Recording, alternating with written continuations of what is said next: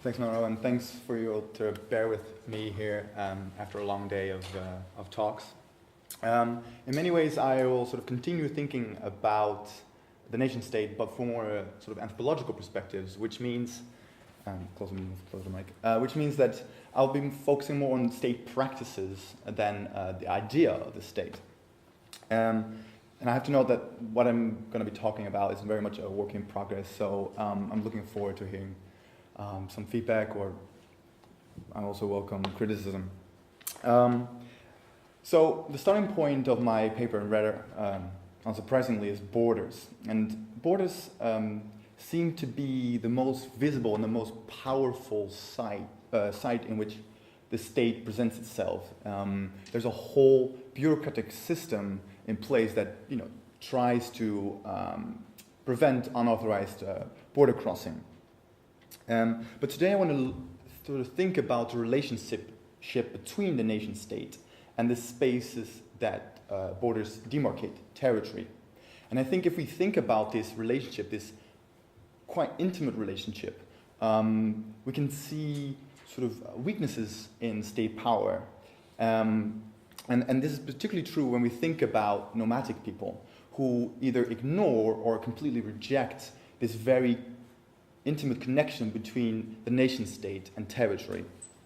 And I want to sort of illustrate this point by looking at Romani people in France and how the French state tried to deport them around 2010, 2012. And because Romani people on a very abstract level present a problem for the French state, they are very mobile and tend to fall outside of the direct reach of the French nation state. So what I'm trying to do here is sort of perhaps highlight a paradox. So in one way, the state, we tend to think about the state as a very powerful, unitary actor. But in fact, in many ways, the link between nation state and territory actually configures also the weakness of the state. And so, sort of paradoxically, borders are not only symptomatic of how the power of the state, but also the very weakness of the state. And I'll first talk about a particular technology that I think was very important in creating this intimate connection, namely maps. We're going to talk about maps again. And because maps in many ways created a sort of what I want to call national geography, the sort of the division of the Earth surface into distinct nation states. And so maps didn't only create a sort of sense of belonging to a particular territory, but also made space more legible and therefore more governable. Yet this spatial structure, as we'll see, is not unproblematic and doesn't go unchallenged. So by discussing Romani people in France, I want to highlight how they upset this intimate connection and look at the response of the French nation state to its weakness. And I think in a conclusion I will come back what kind of implications this have for studying the state. So let's first go to the sort of intimate connection between the state, nation, and territory.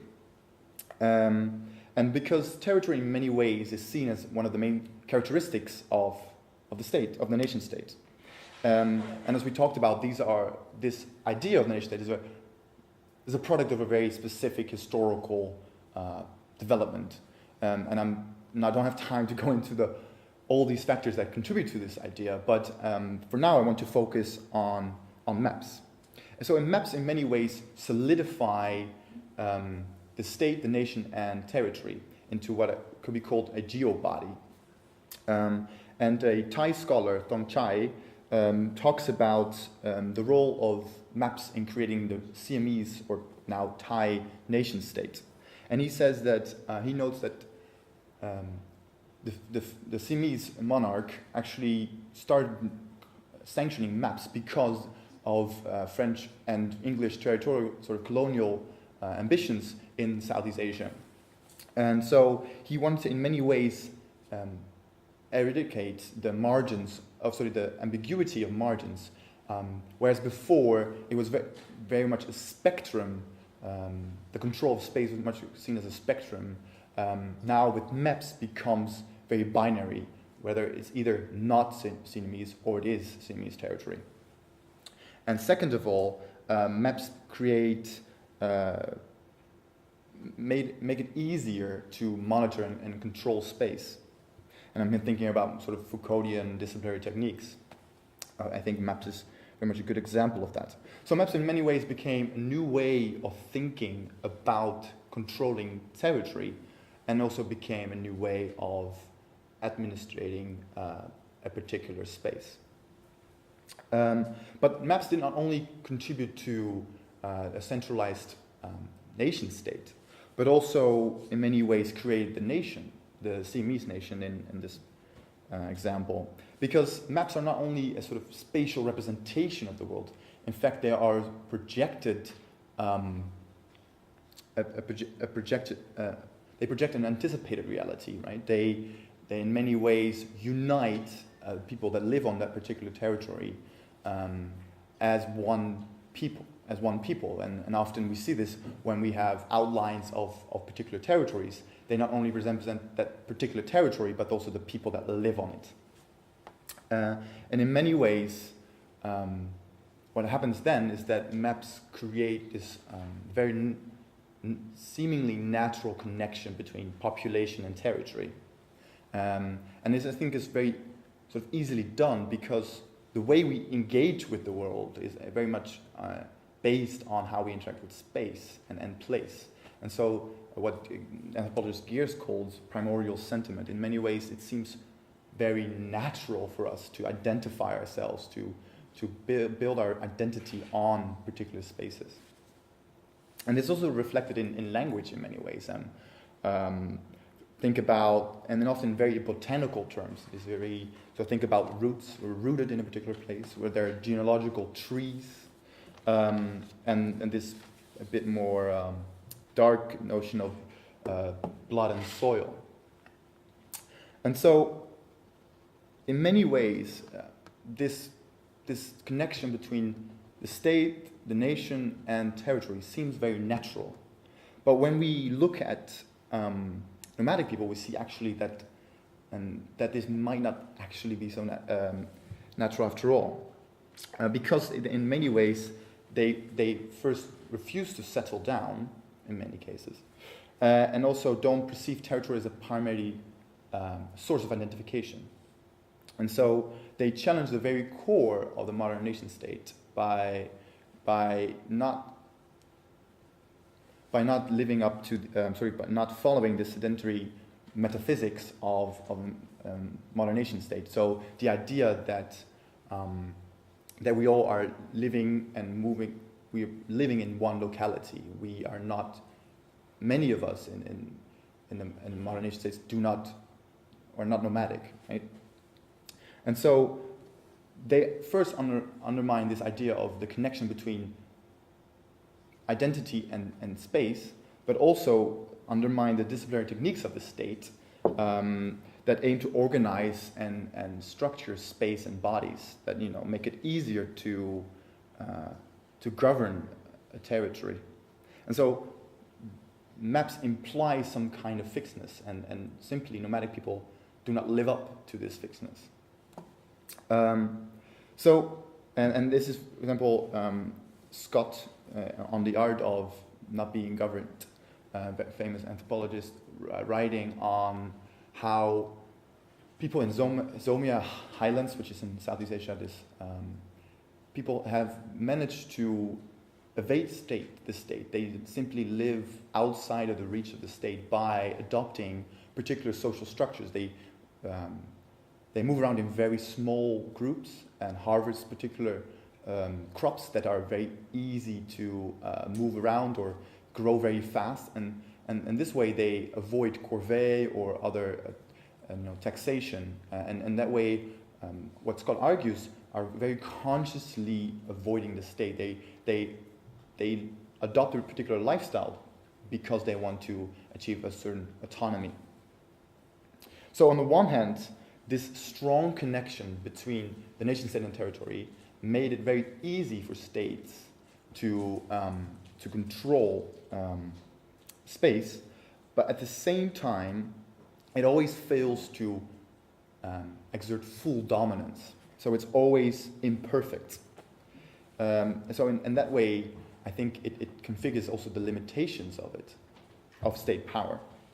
And I think if we look at the Romani people and the case of their deportation in France, we can make it a bit more concrete maybe.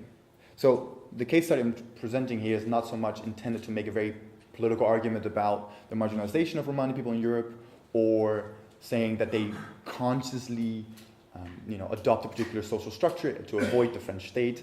I'm just simply using it to highlight how, on a more abstract level, they challenge the very sort of mentality of the governmentality of the French state. And so in 2010, President Nicolas Sarkozy held a press conference in which he expressed a firm stance on public safety and crime in result to some events relating to police brutality and so forth. And he explicitly linked gens du voyage, and so travelers, and Romani people to crime. And he said that accused them of illegal land grabbing, of prostitution, of child exploitation. And so in light of this, the French government decided that it would take security measures. It would close down these illegal camps and deport Romani people who in many cases were Romanian or Bulgarian citizens, which means they're also EU citizens, which allows them to stay in France. So the European Commission criticized the French government for basically violating two levels of EU law. The first, the right of the sort of the freedom of movement, and the deportation based on ethnicity. And so, in response, the French government removed the discriminatory language, the explicit reference to Romani people, but also adopted a law that basically criminalized poverty. So they criminalized begging and land grab, and made it explicitly possible to deport people on the basis of those criminal acts. So even EU citizens could be deported on the basis of these criminal acts. So in many ways, Romani people were disproportionately affected by this law. And so why does the French state respond to the Romani population in this way? And I think for two reasons. Because in many ways they disturb the spatial organization of the French state, and thereby cloud the legibility of space. And first of all, they live in uncontrolled, unregulated camps, which make it upset the sort of urban planning of many French cities, and make it more difficult for the French state to understand what's going on there.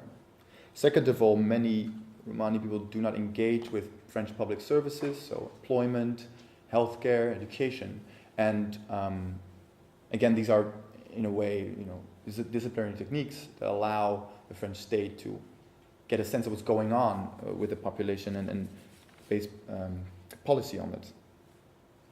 So what the state then basically tries to do is either externalizing the problem, just deporting Romani people, but at the same time it sort of further marginalizes them. But under the pressure of this sort of minority rights discourse that the European Union was using, they were also aiming to integrate Roma people by establishing integration villages, which effectively put Romani people together in a controlled, gated community that was outside of public view, but very much in the view of the French state. So again, we see here that the French state in its sort of sedentary logic, this sort of the idea that people need to be fixed, it imposes that idea again on Romani people, because it has simply no other way of dealing with it. And so, what does it amount to? So I've been talking about how, in many ways, this link between a nation state and territory made the state very powerful. Because it was, on the one hand, able to connect identity to place, which also nationalism allows a state to govern more easily. At the same time, by structuring space, it also makes it more legible, as I mentioned. But this link, this connection, assumes that people are fixed, stationary. They're not moving around, and this is, I guess, in a way, a very faulty assumption, right? People do move around, and people do ignore borders in many instances. And so, nomadic people challenge this very core idea, this central idea of the nation state.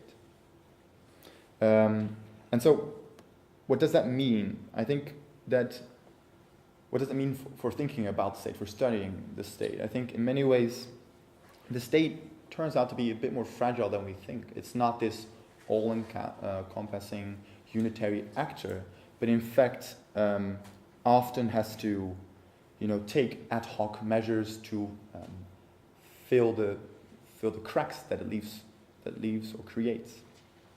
Doesn't mean that the state doesn't have any influence or doesn't exist. I mean, the borders, as we've seen, are often very real, but still, the state might look a bit more like the comedy series The Thick of It, where there's these impromptu fixes to uphold the appearance of competence.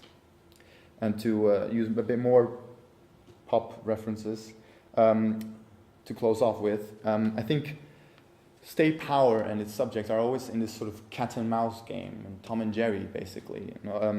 There's a never-ending rivalry, and in many ways, Tom is very dominant, but never, is never able to fully dominate Jerry. There's always this game going on, and I think that is so. The dominant always fails to completely overpower, to dominate the subordinate, and I think that is also very useful in thinking about state power, because there's definitely this dialectical tension between the state and the subject, and I think this is very important in thinking about the state and how we should not forget that we also have some agency, maybe.